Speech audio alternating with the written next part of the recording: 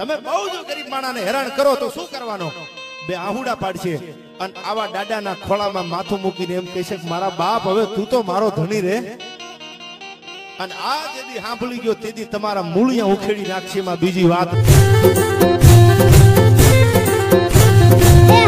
તારી જોડી ગજાવો ફરકે તારી જોડી ગજાવો ફરકે તારી જોડી ગજાવો ફરકે તારી જોડી ગજાવો